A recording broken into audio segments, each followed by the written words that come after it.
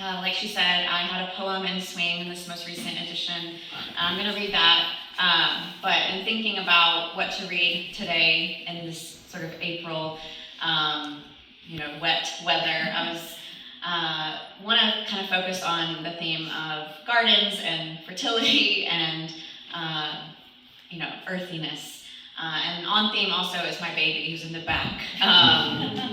And for the first time in the audience. And so it's been a really intense season of matrescence, which is a word I'm learning about, which is becoming of a mother. So I'm going to read a little bit about that as well. Also, my book is Gold Hill Family Audio. It's also for sale back there. I'll read a couple from there as well. So I will start with one called Here is the Village. My pregnant body drapes and the kiddie pools sag, like I've summited a dark well to find a dead lawn. To keep it all alive, the fetus, fescue, tomatoes, I accept advice in the spice aisle. Try raspberry tea, castor oil, climbing stairs. Did I sing? Did I squat? Did I open an account? And when the baby comes, how did the baby come? When the baby comes, I must text the village, populate the village's calendar, tell the village what I need, which is for someone to pull me from water and witness my division, the leaves unfallen, the garden not enough.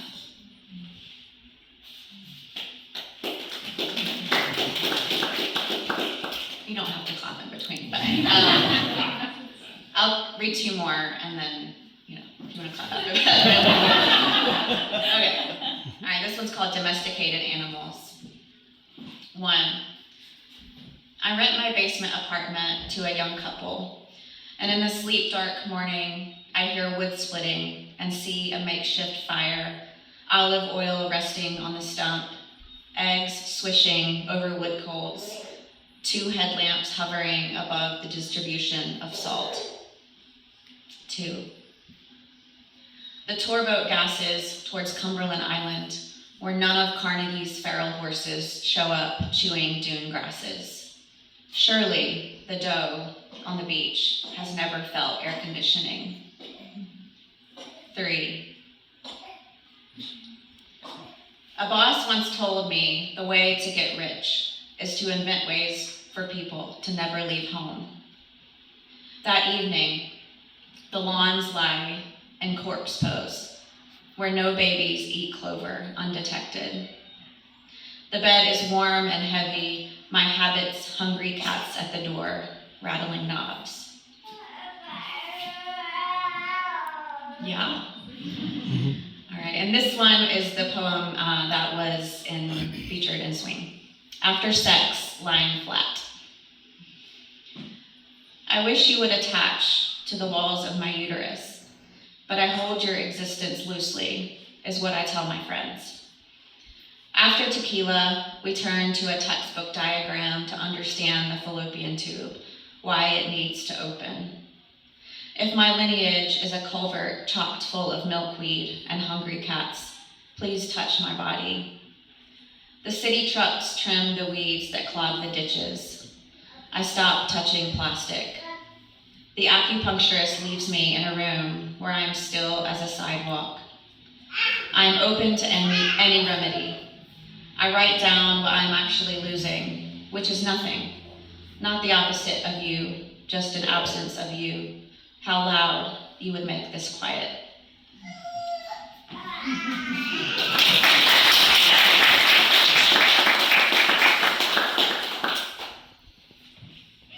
All right, 2 more gardening poems.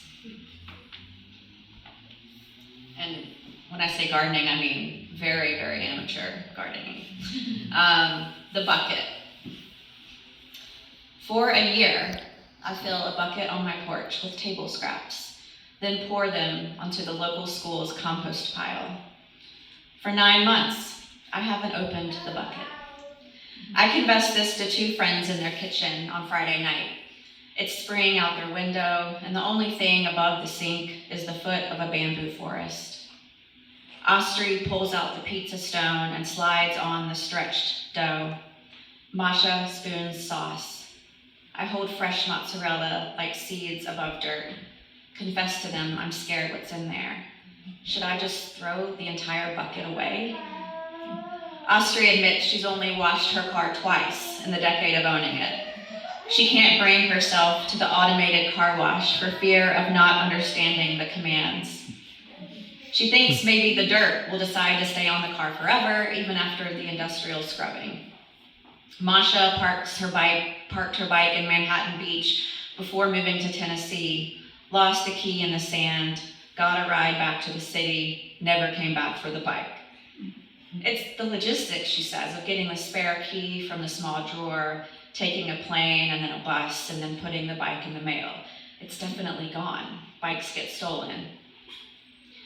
I can't tell what we decided about the bucket while drinking a bottle of wine. The lid was never tight on it. The bucket was from a gift from a guy I liked who would take me on hikes and talk about raising children with no electricity. The kind of man who told me he could marry me but would never date me. He cleaned pools and collected empty chemical buckets. For months, I felt like a part of a big circle, letting what I don't eat rot into the eventual birth of new bell peppers and making out with a tanned man on my couch. The bucket is frightening when I look at it after work and ignore it like a hidden, unmown yard in my soul. What if I peek in and it's a flower? What if the rot has eaten through the porch stone so quietly and entirely as I've endured 100 days of work, locking and unlocking the door?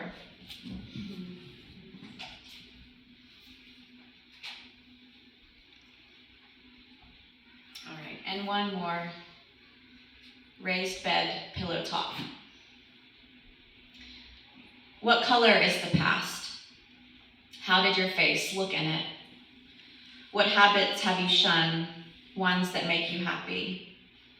Why are we whispering in the dark when not even a dog is around? Would you call God a needle you could never thread?